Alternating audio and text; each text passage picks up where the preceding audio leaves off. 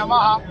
पुनः हस्ते अक्षतपुष्पाणि हरिः ॐ आयो भद्राग्रतो यन्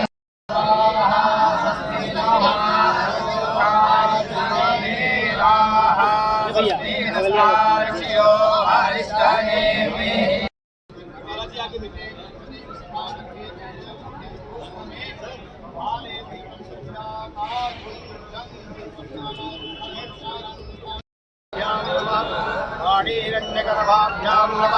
सचीपुरन्दराभ्यां नमः। माता पितृचरणकमलेभ्यो नमः। गुरुचरणकमलेभ्यो नमः। इष्टदेवताभ्यो नमः। रामदेवताभ्यो नमः।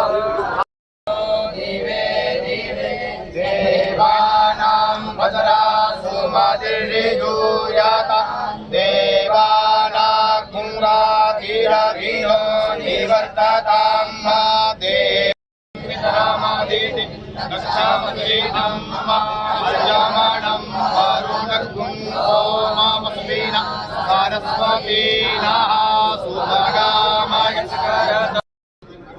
मातरः सुभञ्जावानो विदधे भुजगमयः अग्नियवामनवः सूरचक्षसो विषदेयो देवा अवसागम। वॉलंटियर्स का सवाल है। हमने ऑलरेडी हमारे जो संबद्ध महाविद्यालय हैं, विश्वविद्यालय परिषद है उसके हमने टीम बना ली है। शिक्षकों की भी समूह बने हुए हैं, टीम्स बने हुए हैं। उस आधार पे हर महाविद्यालय से हमने विद्यार्थी के लिस्ट आ गई है।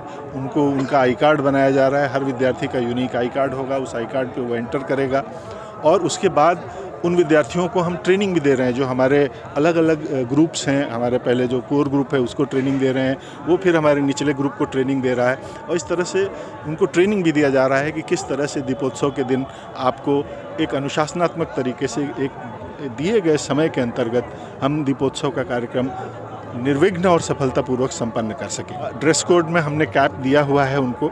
एक कैप है जिस पे विश्वविद्यालय का लोगो है और साथ में यही एक बेसिक ड्रेस कोड हमने कैप का ही रखा हुआ है ताकि दिन में धूप भी रहती है, दिन में दिए हुए लगाने होते हैं तो प्रोटेक्शन का काम होगा। और चूँकि फेस्टिव माहौल है, आप देखिए ना, दीपावली के समय एक उल्लास का वातावरण रहता है तो हम ड्रेस कोड में बांधना नहीं चाहते हैं, इसलिए हमने एक सिर्फ कैप का ड्रेस कोड रखा है। विद्यार्थी अपना उल्लास के साथ आएँ, अपना मनाएं। ऐसा हम घाट कुछ और नए आइडेंटिफाई किए हैं। जिला प्रशासन ने हमें कुछ और नए घाट दिए गए हैं और ये मान के चलिए कि बाकी चीज़ों में कहीं कोई कमी नहीं आएगी। ऑलरेडी हमारे दीवों की सप्लाई चालू हो चुकी है। मैं ये बताऊं कि 10 लाख से अधिक दिए ऑलरेडी हमारे पास आ चुके हैं। हम इंश्योर कर रहे हैं कि 15 तारीख या 18 तारीख तक हमारे पास सारी सामग्री उपलब्ध हो जाए, ऐसा हम इंश्योर कर रहे हैं, इसलिए ताकि आखिरी समय में किसी भी तरह की कोई दिक्कत ना हो। जिला प्रशासन का बहुत सहयोग मिल रहा है। कमिश्नर साहब, कलेक्टर साहब और एसएसपी साहब, जितने लोग हैं सब लोग, एडीएम, सब लोग बहुत तन्मयता के साथ सहयोग कर रहे हैं और समन्वय के साथ ही काम हो रहा है। तो मैं ऐसा उम्मीद करता हूं कि इस बार का दीपोत्सव अद्वितीय होगा। चुनौती जैसी ऐसी कोई बात नहीं है क्योंकि पिछले 5 वर्षों का हमारी टीम को अनुभव है और हर बार हम जो कमियां रह रही हैं अगली बार हम उस कमियों को सुधारते हुए आगे बढ़ रहे हैं। तो 5 वर्ष का अनुभव से चुनौतियां हमारी कम हो गई हैं। लेकिन हाँ, आपने ये कहा चुनौती तो ये ज़रूर हो सकती है क्योंकि दीपों की संख्या बहुत ज़्यादा है और घाट हमने बहुत ज़्यादा किए हुए हैं।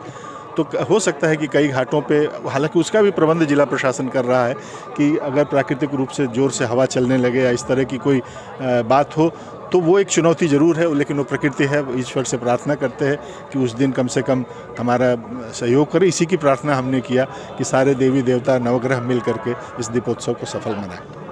2022 का दिव्य भव्य दीपोत्सव जो कि विगत कई वर्षों से होता चला आ रहा है प्रदेश सरकार के द्वारा, और हमारे यहाँ राम मनोहर लोहिया अवध विश्वविद्यालय के कुलाचार्य, कुलगुरु माननीय अपने कुलपति जी और जो डीन हैं हमारे प्रोफेसर आचार्य अजय प्रताप सिंह जी, उनके निर्देशन में दीप मालिकाएँ सजाई जाए हैं यहाँ पे।